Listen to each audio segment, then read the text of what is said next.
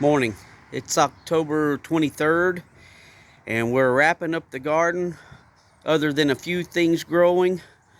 This is where our sweet potatoes were. We re-amended the soil and got our mulch put on there. We had 5 truckloads of mulch here that we've already gotten spread all over the garden. Here's our ginger box, and I'm getting ready to take this guy down and get it out of here and probably rebuild another box right here to plant in next year. Here's our bed where we had the sarpomere potatoes. We have our rows dug up and ready for onions in the spring. There's a row, and there's a row, and probably plant a tomato there in the spring on that little trellis. We mulched in our rows that we walk in to help with the weeds. And then here's where we had our garlic planted. We did a video last week on our garlic planting there. Here's some butter crunch lettuce that's still going for our rabbits. It's still going strong, and we got it all mulched in there. And here's our carrots. Now, we did have a lot more carrots come up, but I came out here one day and we had it was a butterfly caterpillar infestation, and they ate most of these down to the ground. But it is what it is. We like the butterflies, so we just let them do their thing, and we'll only pick a few carrots out of there if they make it. And then right here's our blueberries. We're getting ready to get another couple of bags of our pine chips to put on there, but we got it all mulched in around there, and we'll show you a nice view where we got everything mulched in. We got our blackberries tied up. We got the old canes cut out of there and mulched in pretty heavy. I'm getting ready to put our straw on the top of our strawberry bed here. These guys are still doing well. They're still putting on a few strawberries. They are everbears. And we'll top this box off with a load of the easy straw, and then I'll lay some glass panels over the top to kind of winterize it.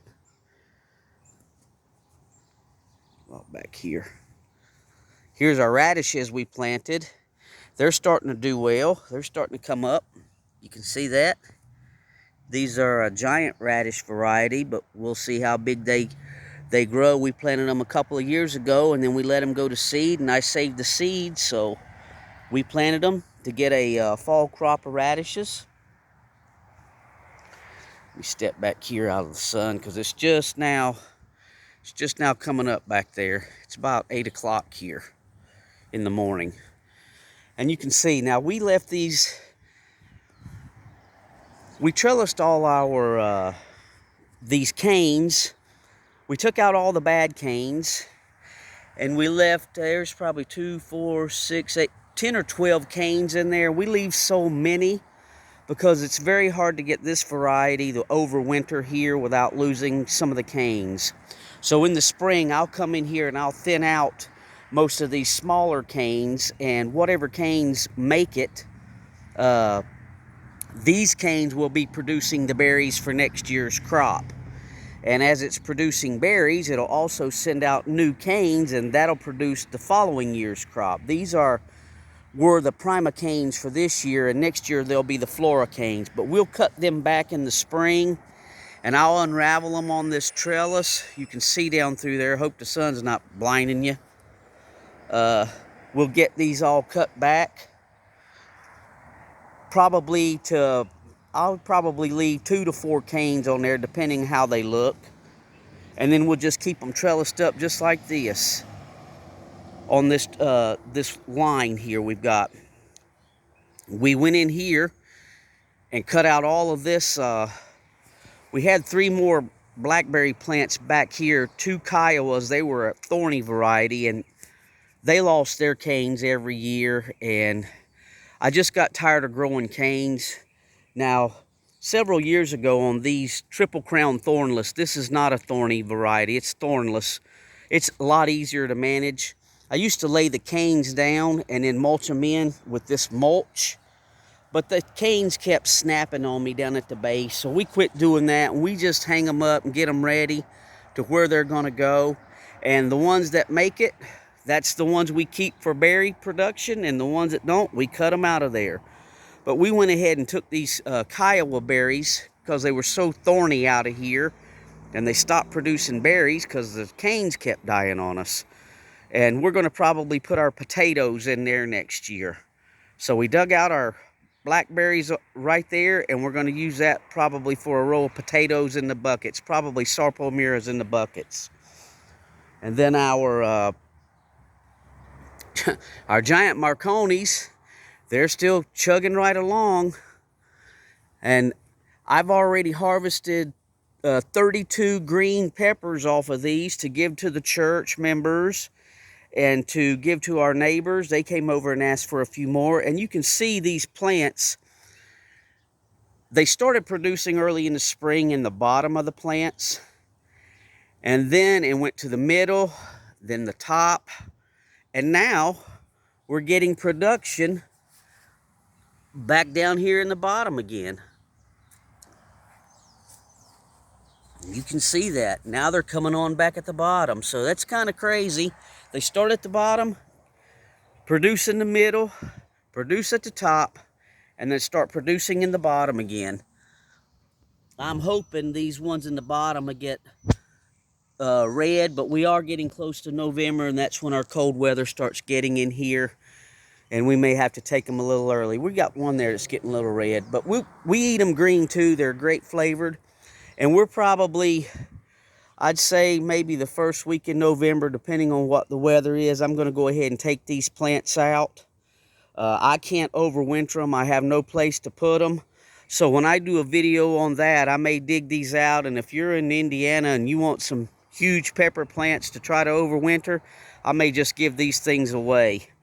I've already taken, sorry to spin you around, so right there where that little black stake is, I took that one giant Marconi out just to see if it would do okay, and it's still living in a pot over there, but these are a lot bigger plant than that little guy over there. So we're going to try to get these out of here in a few more weeks. And like I say, when I do that, I may go ahead and pot them up, cut the roots back and put them in some pots, and then we'll see if someone wants them. They can stop by and get them, or I can meet them somewhere.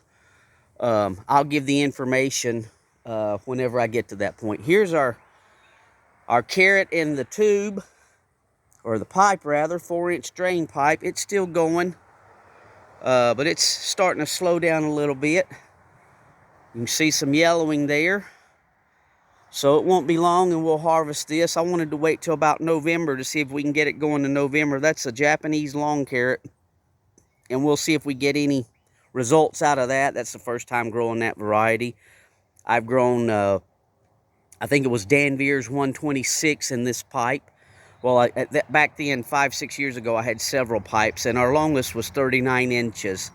So we're going to see if we can get anything out of that. And so far, all the carrots we ordered from the company we ordered from this year have not been so impressive. So we're going to see if we get anything at all. That's okay. That'll be good. So here's a couple of carrot seedlings we tossed in there from that pipe. When I planted them, I threw a handful in there just to make sure we had some sprouted, and I dug out a few of them and stuck them in there, and they seem to be doing a lot better in this container, which in that pipe is potting mix, and in here is garden soil. So next year, maybe when these plants finish off, I may dig this soil out of here and put in that pipe for the next carrot grow. Now we've got all of this cleaned up, our yard,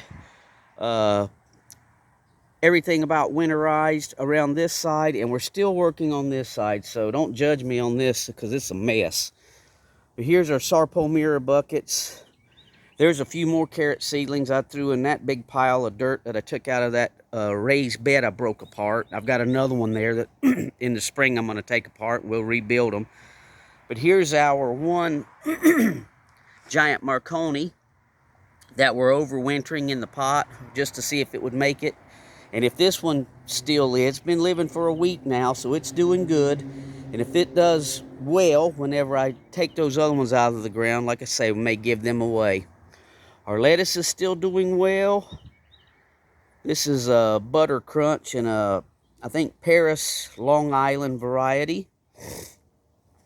In this box, we put brand new soil in this year. We layered it with peat moss and a little bit of garden soil and some grass clippings and some bunny manure and some leaf compost, everything but the kitchen sink.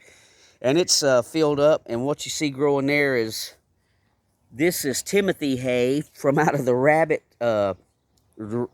manure we dumped in there. So it's sprouting out. I'll have to get in there and pull that out. But this box will be ready to plant in next season. And we'll get something planted in there. I'm not sure what we're going to do yet. And here's all of our potted plants. We're getting close to November. Our colder temperatures are coming in.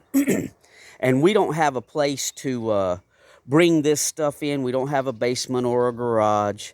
So these are all of our strawberries, and there's a rosemary plant and some thyme. And we planted this stuff into pots. And what I did is I just dug out most of the soil out of this box, because I'm going to replace this box next year too. It's kind of falling apart back there. And I dug it all the way down to the bottom there. It's probably over a foot deep. And I set these containers in here. And then I just mulched in heavy around each container. You can see the mulch. And we're going to see being mulched in if they'll make it through the winter. I am going to cover this with plastic. There's the plastic. I'm going to cut this rosemary back. And then we're just going to build a little frame in the center here to cover it with plastic. And it'll be easy to maybe open up and water maybe once a month. And we'll see if we can get these strawberry plants to overwinter. We're hoping, but we'll see. And then here's our romaine lettuce that's just rocking. It's a beautiful lettuce, and we're hoping to get this stuff into November. And we'll see. We got a few more weeks, so I'm pretty sure we're gonna make that date. But this frame I've left up, I usually take that frame down by now, but this frame I've left up because we've got the plastic here. We're going to cover this stuff to keep this lettuce alive as long as we can to feed our rabbits with. That's not the only thing we feed them, but this does help. We give them the pellets, and we give them the Timothy hay, and this is a supplement that they get. They love the lettuce, and you can see how nice this stuff is doing. It's just beautiful. With that bunny manure compost tea we add on there. We do that once every couple of weeks. Actually, I've been putting 1 cup on here a week, and then we'll do it heavy once every couple of weeks. So there's our wrap up for the year so far on how everything's getting winterized and ready to go. And we'll close for now and maybe make another video in a week on those giant Marconis. Thanks for watching.